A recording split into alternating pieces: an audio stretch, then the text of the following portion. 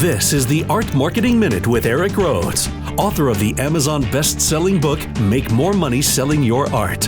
In the Marketing Minute, we answer your questions to help your art career. Brought to you by artmarketing.com, the place to go to learn more about marketing. Now, here's your host, Art Magazine publisher, Eric Rhoads. Thank you, Jim Kipping, and thank you for joining us today. I am here. My goal is to eliminate the idea of the starving artist. So let's get right to today's questions.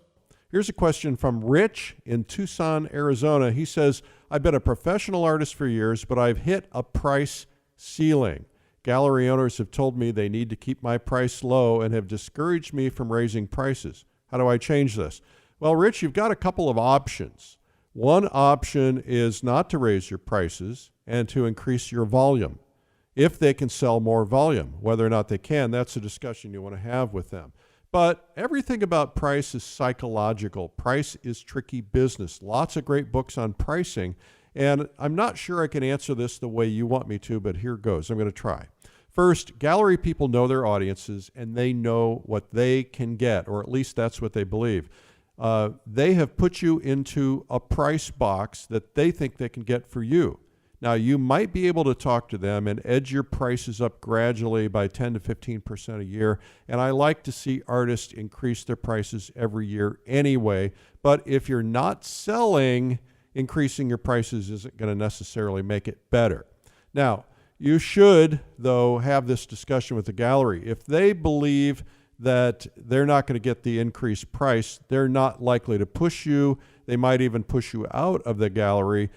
So you have a couple of choices. Trust them and ask them to help you gradually raise your prices, or you have to experiment, see what happens. Maybe they'll do that with you. Say, hey, let's raise the prices and see what happens.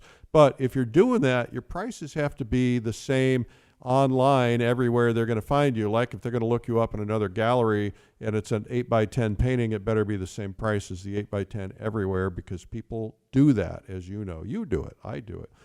The other thing is you might have to change galleries. Now, I want you to respect your gallery and have a discussion with them before you do that, because they work very hard on your behalf, or at least they should.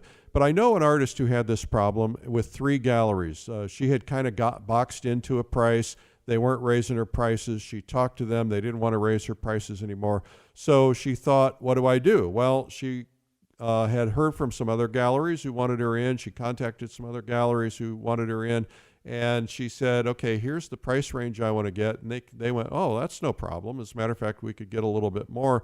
So they set a new price. She terminated a relationship with the old galleries and went to new galleries that believed they could get the price. And in fact, they did. So that's kind of how this all works. But again, try to trust your gallery. Try to have a relationship and a dialogue with them.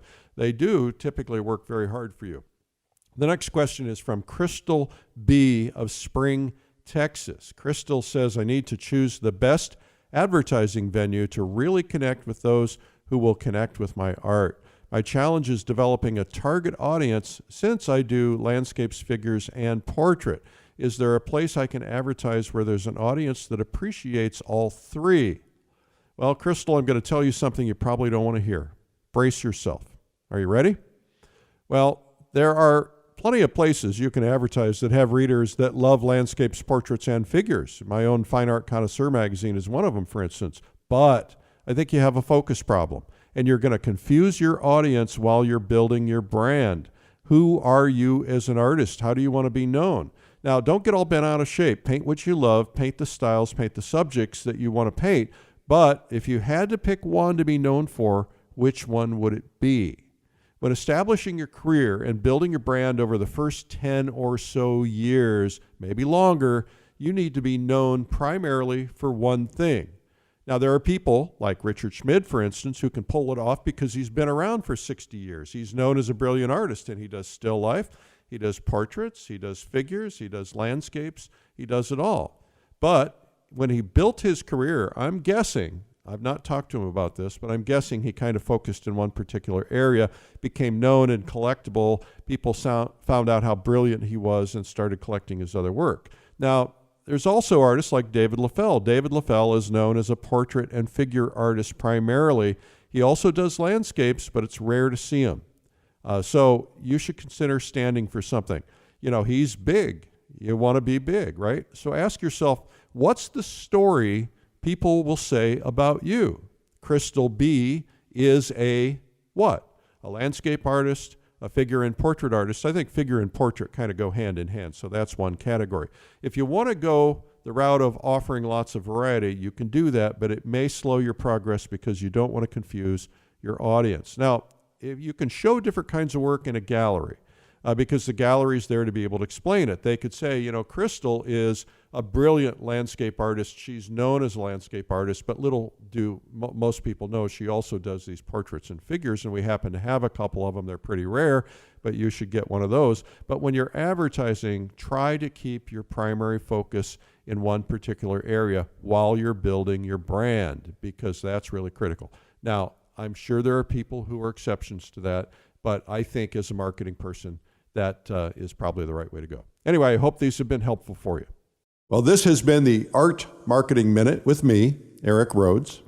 My goal in life is to eliminate the idea of the starving artist and to help your dreams actually come true. So if you want to submit questions, simply email eric@artmarketing.com.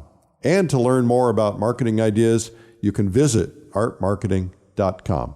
Thanks for listening.